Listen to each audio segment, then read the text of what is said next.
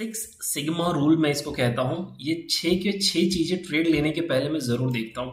अगर इसमें से कोई भी एक चीज़ मिसिंग है तो मैं ट्रेड नहीं लेता हूँ। और सेम मैं आपसे एक्सपेक्ट करता हूँ कि अगर इसमें से कोई भी एक चीज़ आपको नहीं पता है तो मत लीजिए। आपको चांस है कि उसमें आपको लॉस होगा।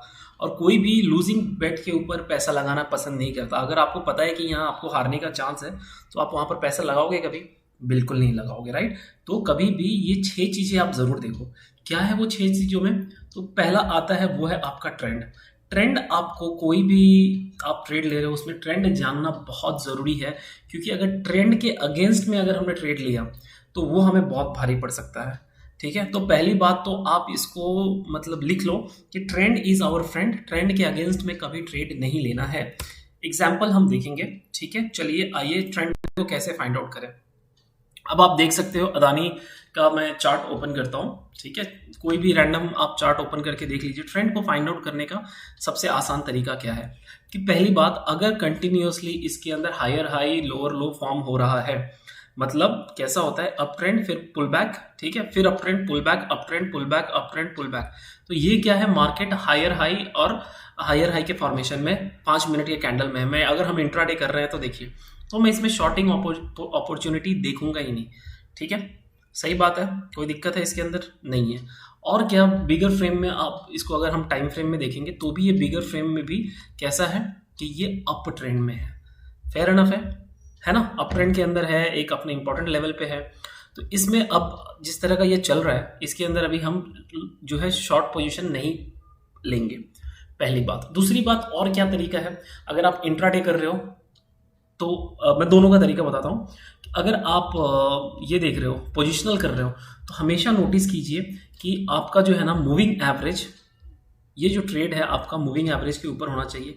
कितने मूविंग एवरेज के ऊपर होएगा तो ज़्यादा अच्छा है, तो वो है आपका 50 मूविंग एवरेज। ठीक है, हमेशा कोशिश कीजिए कि आप जो ट्रेड ले रहे हो ना वो 50 मूविंग एवरेज के ऊपर है।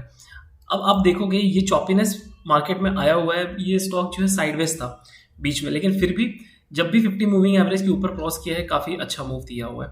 ठीक है, और इसके पहले अगर बैक टेस्ट करके देखोगे तो हर एक स्टॉक का एक, कोई स्टॉक जो है 50 पे है, कोई स्टॉक होता है 60 के ऊपर, लेकिन ये जब भी 50 के ऊपर है काफ़ी पॉजिटिव रहा है। और अब आप देखोगे एक बार फिर से 50 मूविंग ट्रेड में 50 मूविंग एवरेज के ऊपर ट्रेड कर रहे हैं, तो हम जो है इसमें लॉन्ग पोजीशन ही बनाएंगे, शॉर्ट पोजीशन नहीं बनाएंगे। अगर आप डे ट्रेडिंग स्विंग ट्रेडिंग कर रहे हो तो स्विंग ट्रेडिंग कर रहे हो तो ठीक है। और अगर मान लो कि आपको यहाँ पर अपॉर्चुनिटी दिख रही है स्विंग ट्रेडिंग में, और आप अगर पोजीशन बनाने जा रहे हो और देख लिया कि अगर 50 मूविंग एवरेज के नीचे, तो मत बनाओ, वेट करो इसके ऊपर जाने का। आप देख सकते हो कि प्राइस जो है कैसे 50 मूविंग एवरेज के पास आकर हॉल्ट लिया है ना। तो इस तरीके से ये आपके लिए ट्रेंड बताने का काम कर सकता है। और इसके अंदर क्या है, डे ट्रेडिंग के अंदर क्या है, हम डे ट्रेडिंग के अंदर इसको मैं बंद करके वीवैप लगा लूँगा। ठीक है, वीवैप के ऊपर अगर है तो मैं लॉन्ग पोजीशन बनाऊंगा। जब तक वीवैप के नीचे नहीं है तब तक मैं लॉन्ग पोजीशन नहीं बनाऊंगा, शॉर्ट पोजीशन की शॉर्टिंग की अपॉर्चुनिटी देखूंगा। इस तरह से आप मार्केट का ट्रेंड पता कर सकते हैं। ओके, फेयर इनफ है। और एक चीज़ बताना चाहूँगा, डेली चार्ट पे एक और तरीका है आपको पता करने का कि मार्केट ट्रेंडिंग है या साइडवेज है या डाउन ट्रेंड में है। तो क्या तरीका है, तो हम इसमें वीवैप को मैं हाइड कर लेता हूँ और वो जो मूविंग एवरेज था ना उसको लगाता हूँ। तो मूविंग एवरेज, ठीक है, ये मूविंग एवरेज की लाइन है। आप एक चीज़ नोटिस कीजिए, मूविंग एवरेज जो है इसमें अप ट्रेंड की तरफ है। ठीक है, कैसा है, ऊपर की तरफ है। देखो मूविंग एवरेज जो है अगर इस तरह से ऊपर की तरफ जा रहा है तो समझो कि वो अप ट्रेंड है। अगर मान लो कि वो इस तरह से हो गया तो समझ जाओ कि ये साइडवेज ट्रेंड है, और जहां ये नीचे की तरफ मुड़ा तो नेगेटिव ट्रेंड चालू हो गया। ओके, फेयर एनफ है, ये काफ़ी सिंपल है समझने में। तो आप देख सकते हो जब ये नीचे से ऊपर की तरफ जाने लगा, यहाँ तक जो है पूरा अप ट्रेंड था, उसके बाद ये मार्केट साइडवेज हुआ है और अब धीरे धीरे घूम रहा है ये ऊपर की तरफ। आप और भी स्टॉक्स में देख सकते हो, ये डे ट्रेडिंग के लिए मैं बता रहा हूँ आपको। ठीक है, और भी स्टॉक्स में आप देख सकते हो सेम सिमिलर है, अप ट्रेंड की तरफ है। ठीक है, और यहाँ देखिए ये साइडवेज था तो आपका मूविंग एवरेज भी साइडवेज की तरफ है। देख रहे हो, 45 डिग्री समझ लो। 45 डिग्री क्या होता है, तो 45 डिग्री अगर आप ऐसे एंगल्स लगाओगे तो ये 45 डिग्री होता है। तो आपका कोशिश करो कि ये जो मूविंग एवरेज वो 45 एंगल में चले। अगर ज़्यादा इस तरह चल रहा है कोई दिक्कत नहीं है, लेकिन जैसे थोड़ा फ्लैट होने लगे तो समझना कि वो स्टॉक में अभी साइडवेज जोन आने वाला है, साइडवेज होने वाला है, तो इसको हम अवॉइड करेंगे। तो अभी तक यहाँ तक क्लियर है आप लोगों को ट्रेंड कैसे पहचान। इंट्राडे में वीवैप का यूज़ करेंगे हम, या 20 मूविंग एवरेज का यूज़ करेंगे हम इंट्राडे में। और एक सेकंड में आपको वो भी दिखा देता हूँ कैसे हम इंट्राडे में। तो ये 5 मिनट का कैंडल लगा दिया हमने, सेम अपोलो हॉस्पिटल का है। तो आइए अब आप इसमें वीवैप भी लगा सकते हैं, या फिर 20 मूविंग एवरेज, ठीक है, 50 नहीं 20 इसमें इंट्राडे में देख लीजिए। तो जब तक वीवैप के नीचे है, ओके, आप ये दोनों में से कोई भी यूज़ कर सकते हो। मैं वीवैप यूज़ करता हूँ बिकॉज ये इंटरनेशनली ये जो बनाई है सिर्फ और सिर्फ इंट्राडे के लिए है, और ये आपको डेली पे नहीं दिखेगा वीवैप, तो इसके लिए। या फिर आप 20 मूविंग एवरेज लगा लीजिए और उससे भी आप पता कर सकते हैं ट्रेंड क्या है। तो एक चीज़ तो आपकी क्लियर हो गई, ट्रेंड क्या चल रहा है, ठीक है। उसके बाद लेवल्स आपको देखना ज़रूरी है, ठीक है। तो लेवल्स कौन सी चीज़ें होती है लेवल्स आपको देखने के लिए? तो आप जो ट्रेंड करने वाले हो, जो ट्रेडिंग करने वाले हो, आपके लेवल्स पहले से डिसाइड है या नहीं है। तो लेवल के अंदर क्या आता है, लेवल आपको पता होना चाहिए। अब लेवल किस चीज़ का लेवल हो सकता है, तो ये लेवल के अंदर जो आता है ये 4 अलग अलग चीज़ें आती है, ठीक है। साइकोलॉजिकल लेवल जो मैंने आपको ऑलरेडी बताया हुआ है कि आपका स्टॉक कहीं साइकोलॉजिकल लेवल के पास तो नहीं है। फॉर एग्जाम्पल अभी जैसे ये 5 मिनट का कैंडल है, 4500 साइकोलॉजिकल लेवल के पास है। तो आप यहाँ पर जब इसके ऊपर निकलेगा, मान ली इसमें तो कोई खैर ट्रेड बन नहीं रहा है क्योंकि आप देख सकते हो पीछे काफ़ी कुछ यहाँ पर रेजिस्टेंस है। ये देखते हैं हम केस, ठीक है। यहाँ पर जो है इंट्राडे में वीवैप के ऊपर है और 50 मूविंग एवरेज के ऊपर, माफ़ करना 20 मूविंग एवरेज के ऊपर है इंट्राडे में। तो 5 मिनट के कैंडल पे देख रहे हैं जैसे ये ट्रेड 2050 के ऊपर निकलेगा तो अभी भी मेरे पास ऊपर 50 पॉइंट का जगह है, राइट। तो मैं इसमें ट्रेड ले सकता हूँ। वही अगर ये ट्रेड मान लो 2094 के पास या 90 के पास मिलता है ऐसा सेटअप, तो मैं नहीं लेता, ठीक है। तो ये आपके लिए साइकोलॉजिकल लेवल बहुत जानना इंपॉर्टेंट है। ये 3 चीज़ें हो गई।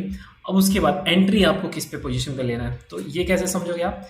तो एंट्री मुझे जैसे इस केस में मैं आपको बताता हूँ, अदानी एंटरटेनमेंट के सिनेरियो में मुझे पता है कि मेरा एंट्री जो होगा 2048 के ऊपर जैसे क्रॉस करेगा मेरा एंट्री लेवल होगा, ठीक है। अब हो सकता है कल मार्केट में क्या सिनेरियो हो, मार्केट या तो सेम लेवल पे खुले या गैप डाउन खुल जाए, उसके बाद आराम से आते आते इसको क्रॉस करे, तब मैं, और क्रॉस करते वक्त ज़रूरी नहीं है कि इसके ऊपर एक कैंडल क्लोज दे, हो सकता है कि 2049 2050 पे या एक बड़ा कैंडल बना दे 2052 53 पे।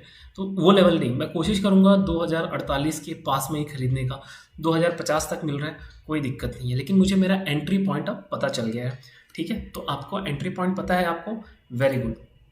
उसके बाद आपको आपका स्टॉप लॉस भी जानना बहुत ज़रूरी है रिस्क मैनेजमेंट के पॉइंट ऑफ व्यू से। तो मेरा अगर मान लो यहाँ पर, ठीक है, यहाँ पर अगर मैं ले रहा हूँ एंट्री, तो मेरा स्टॉप लॉस क्या होगा, या तो मेरा प्रीवियस स्विंग लो ये 2038 10 रुपये का स्टॉप लॉस होगा, या फिर अगर मान लीजिए कि यहाँ पे और प्राइस एक्शन बना रहा है, यहाँ पे सर्वाइव कर रहा है और उसके बाद ब्रेकआउट देता है, तो जो भी नियरेस्ट स्विंग लो होगा, लेकिन मतलब फिर भी 5 रुपये का तो मैं इस स्टॉक के अंदर एक रखूँगा ही एवरेज।